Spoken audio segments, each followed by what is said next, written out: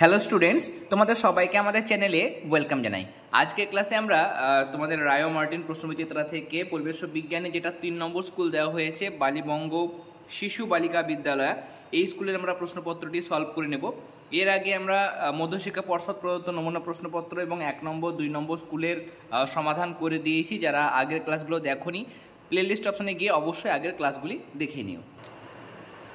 একের দাগে দেখো, ফিজিক্যাল সায়েন্সের প্রথম প্রশ্ন, বল প্রয়োগ করে টানা সত্ত্বেও যখন কোনো বস্তু কোনো তলের উপর স্থির থাকে, যেমন ধরো এটা বইটা রয়েছে, আমি যদি বল প্রয়োগ করেও যদি এই বইটা টেবিলের উপর না সরে, তখন তার মধ্যেও এই দুটোর সংস্পর্শ তলে মানে বই এবং টেবিলের সংস্পর্শ তলেও একটা বল কাজ মানে ঘর্ষণ বল কাজ করবে। সেটাকে আমরা কি বলবো? স্থির অবস্থার ঘর্ষণ বল। মানে কোনো বস্তুকে তুমি ঠেলছো অথচ সেটা এগোচ্ছে না, কেমন? তখন তার মধ্যে যে ঘর্ষণ বল সেটা হচ্ছে দুটো তলের মাঝে, সেটা হচ্ছে স্থির অবস্থার ঘর্ষণ বল।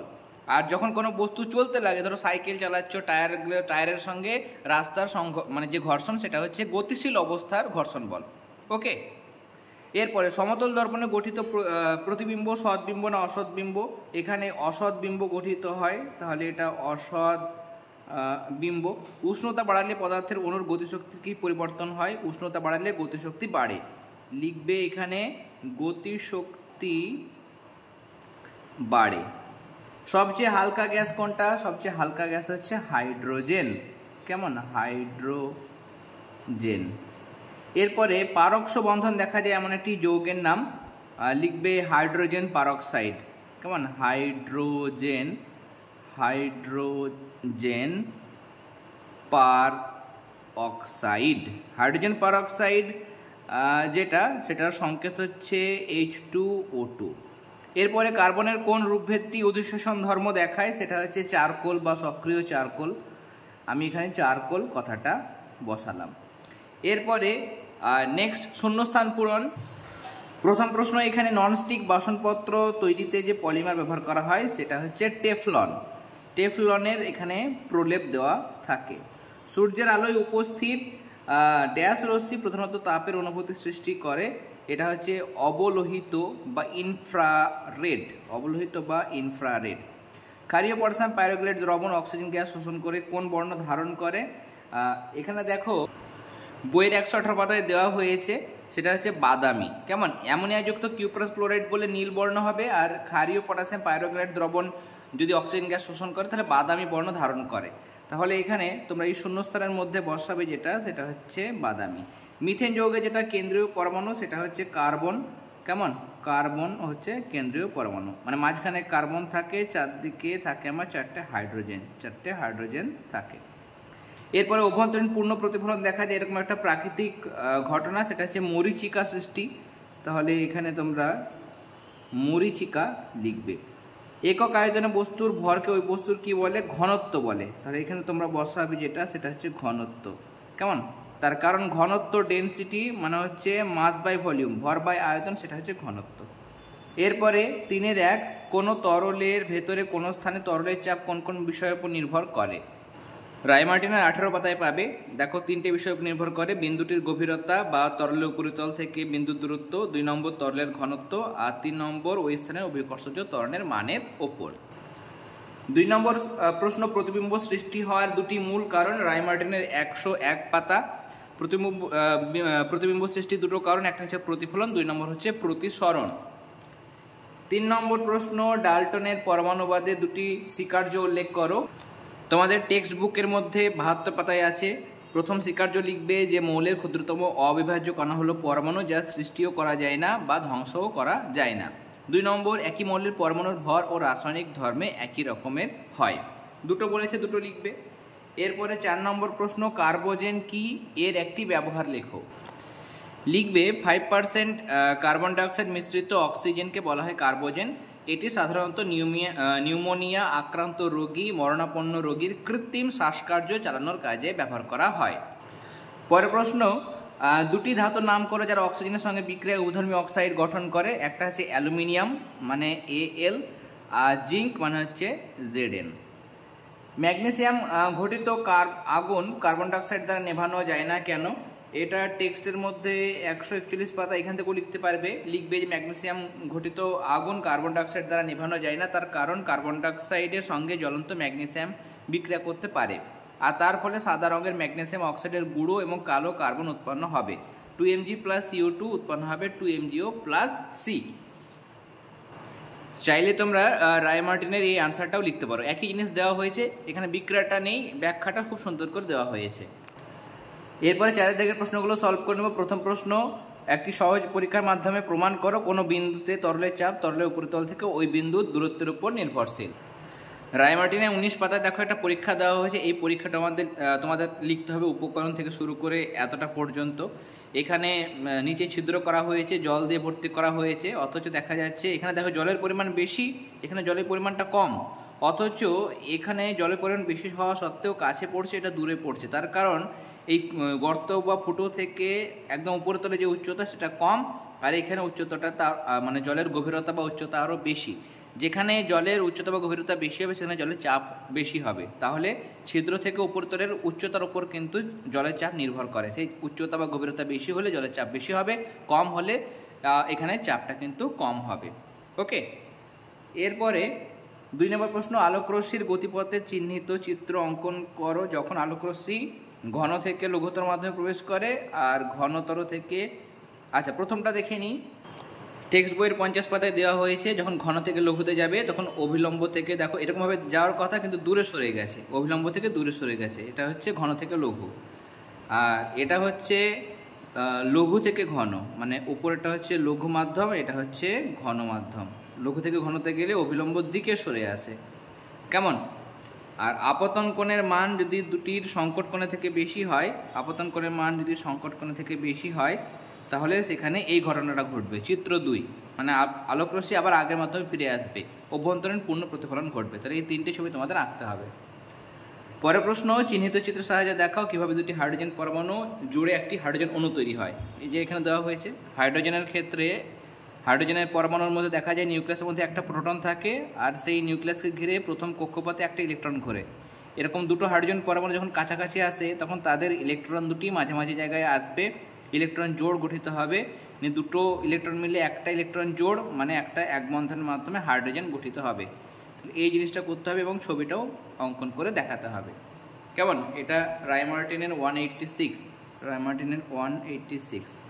এরপরে এখানে দেখো 4 নম্বর যেটা বিক্রিয়া দেওয়া হয়েছে। এরপরে দেখো এখানে এটা তোমরা 2 বসাবে, 2Na প্লাস 2H2O, ঠান্ডা জলের সঙ্গে সোডিয়ামের বিক্রিয়ায় 2NaOH সোডিয়াম হাইড্রোক্সাইড এবং H2 মানে হাইড্রোজেন গ্যাস উৎপন্ন হয়। ম্যাগনেসিয়ামের সঙ্গে ফুটন্ত জলের বিক্রিয়ায় ম্যাগনেসিয়াম হাইড্রোক্সাইড মানে MgOH হোল টুয়াইস এবং হাইড্রোজেন গ্যাস উৎপন্ন হয়।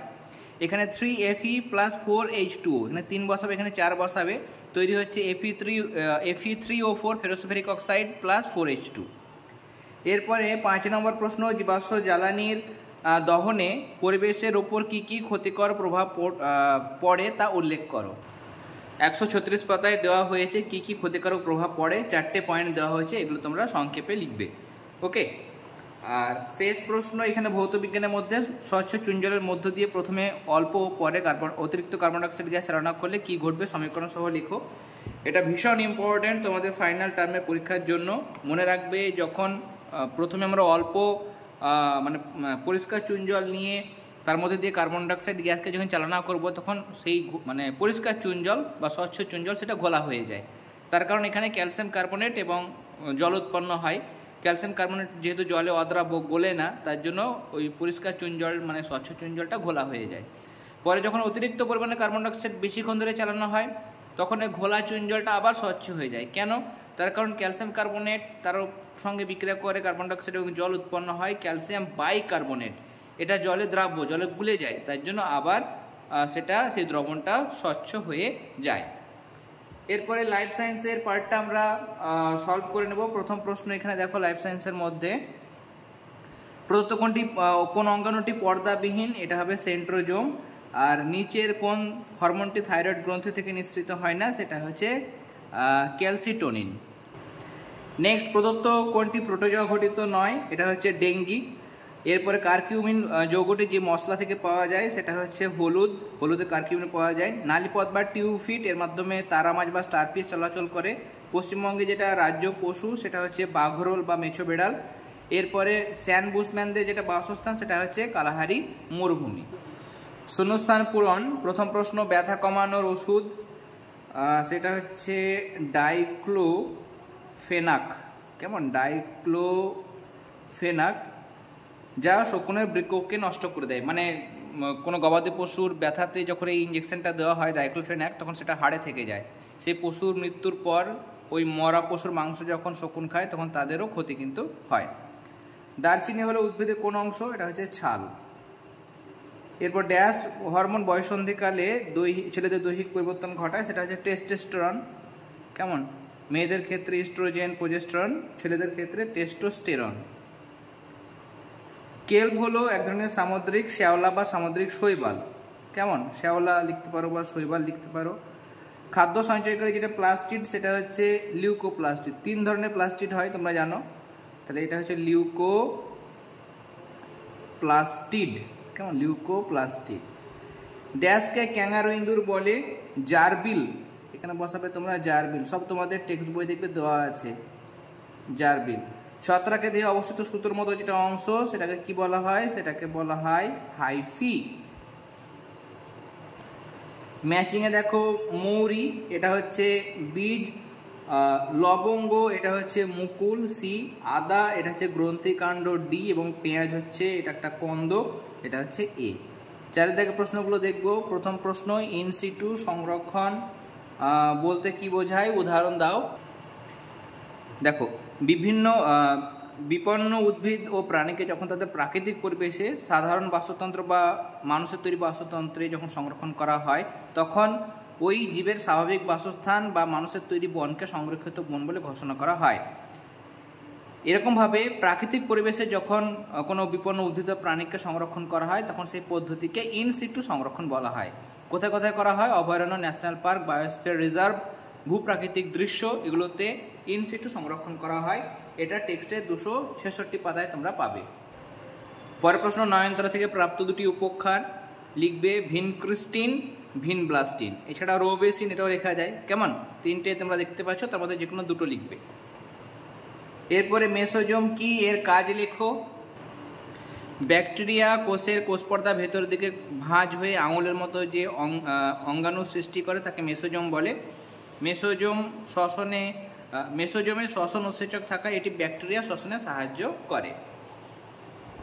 এরপরে অ্যামোনিফিকেশন কি? উদ্ভিদ বা প্রাণীরা যখন মারা যায় তখন তাদের দেহে নানা নাইট্রোজেন যুক্ত যৌগ ভেঙে গিয়ে অ্যামোনিয়া তৈরি হয়। এই পদ্ধতিকে অ্যামোনিফিকেশন বলে। এটা বইয়ের টেক্সটের 192 পাতায় পাবে। খাদ্য প্রক্রিয়াকরণে ব্যাকটেরিয়া যেটা ভূমিকা, এটাও দেখো এখানে দেওয়া হয়েছে। ব্যাকটেরিয়ার ভূমিকা খাদ্য প্রক্রিয়াকরণ 1, 2, 3, তার মধ্যে আমাদের দুটো লিখতে বলেছে। তাহলে এখানে খাদ্য প্রক্রিয়াকরণের আমাদের দুটো পয়েন্ট এখান থেকে লিখবে। কেমন? দুটো লিখবে। এরপরে জীবন কুশলতার চর্চার দিক, এটা 234 পাতা তোমরা বের করো। জীবন কুশলতা চর্চার 10টা দিক দেওয়া হয়েছে এখানে। যে কোনো দুটো দিক লিখতে বলেছে, দুটো দিক তোমরা লিখবে। কেমন?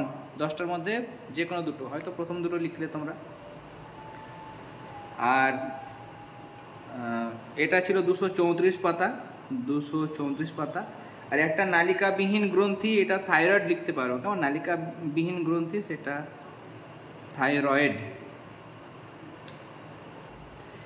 এরপর 5 দাগের প্রশ্ন সলভ করে নেবে। প্রথম প্রশ্ন, বাদাবানের উদ্ভিদরা কিভাবে অতিরিক্ত লবণ ত্যাগ করে? এটা 243 পাতায় পাবে।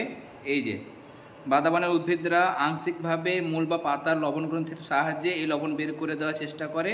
2 নম্বর, এছাড়াও পাতা ঝরে যাওয়ার মাধ্যমেও লবণ বের করে দেয়। এরপরে এখানে প্রশ্ন হচ্ছে যে বাদাবনের দুটি বিপন্ন প্রাণী এখানে দেওয়া হয়েছে। দেখো, এই যে বাঘ, খাড়ির কুমির, রিভার টেরাপিন। কেমন? দুটো লিখবে। এটা 243 পাতায় ছিল। এরপরে তাবাসির কি?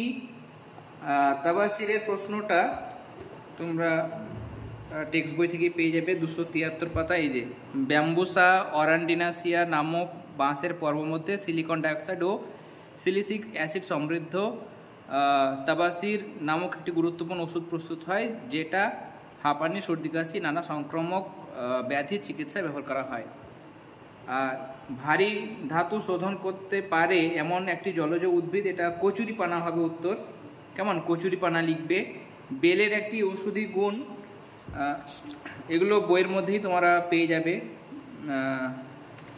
বেলের ওষুধি গুণ, এই যে বেলে পেকটিন আর মিউসিলেজ থাকে, যা কোষ্ঠকাঠিন্যের অবর্থ ঔষধ। 283 পাতাতে আছে এই জায়গাটা। কেমন? এরপরে আর তাবাসিরটা 273 ছিল। এরপরে অ্যাড্রিনাল গ্রন্থির অবস্থান আর অ্যাড্রিনালিন হরমোনের কম ও বেশি ক্ষরণের ফলে কি ঘটে? অ্যাড্রিনাল গ্রন্থির অবস্থান এই যে আমাদের প্রতিটি বৃক্ক বা কিডনির উপর ত্রিভুজের মতো একজোড়া গ্রন্থি আছে। বাম দিকের গ্রন্থিটি আকারে বড়, ডান দিকের ছোট। বৃক্কের উপরে টুপির মতো বসানো। এই গ্রন্থি থেকে ক্ষরিত অ্যাড্রিনালিন হরমোন দেহের নানা জরুরি অবস্থায় ক্ষরিত হয়। তাহলে এখান থেকে শুরু করে এতটা কতদূর মানে অবস্থান। আর অ্যাড্রিনালিন হরমোনের কম বা বেশি ক্ষরণে কি কি ঘটে? এখানে কম, এই যে বেশি ক্ষরণে দেখো মুখমণ্ডল গোলাকার হয়, ফুলে যায়, এটা দেওয়া হয়েছে। আর কম ক্ষরণে হজমের গণ্ডগোল, পেশির দুর্বলতা ইত্যাদি উপসর্গ তৈরি হয়। এরপরে উদ্ভিদ কোষের চিত্র, গলগি বস্তু ক্লোরোপ্লাস্ট দেখাতে হবে। এই উদ্ভিদ কোষের চিত্রটা অঙ্কন করবে, সবই অঙ্কন করবে। এবং এই যে এগুলো হচ্ছে গলগি বস্তু এবং এখানে ক্লোরোপ্লাস্ট, এগুলো অবশ্যই নামগুলো লিখে দেবে। কেমন? এই দুটো নাম অবশ্যই লিখতে হবে। এরপরে এখানে দিয়েছে অথবা দিয়ে প্রশ্ন, নিউক্লিয়াসের একটি চিহ্নিত চিত্র অঙ্কন করো। এটা টেক্সটের 174 পাতাতে তোমরা পেয়ে যাবে।